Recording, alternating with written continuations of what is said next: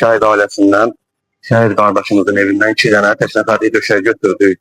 Tamamilə pulsuz qeydə aldıq.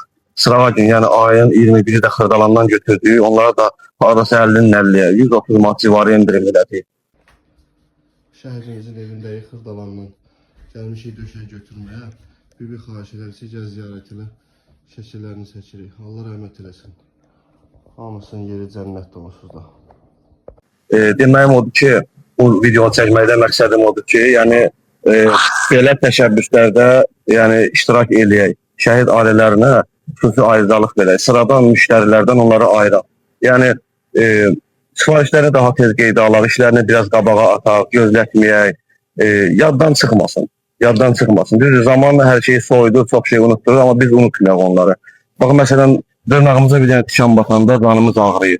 Çünki can şirin şeydir.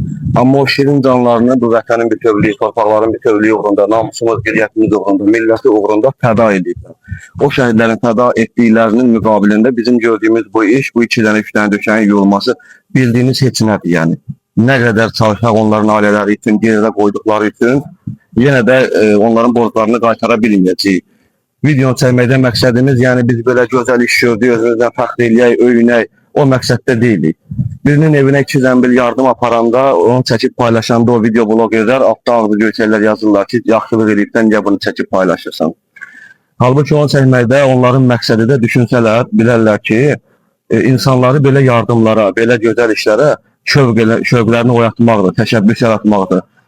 İnsanların yaddaşını təzələməkdir məqsədimiz. Bu sektorda çalışan, bu təmizlik sektorunda çalışan həmkarlarımıza, döşək yorğan yuvanlar, pərdə yuvanlar, hamısını səsləyirik. Şəhid ailələrinə xüsusi ayrıcalıq etmələrinə dəvət edirik. 2-3 dənə döşək pulsuz yumaqla, ya onlara yaxşı bir endirim eləməklə heç birimiz çatırlamayacaq. Onların əvəzini Allah mütləq bizə verəcək. Bundan əmin ola bilərsiniz. Sağ olun, özünüzə yaxşı baxın.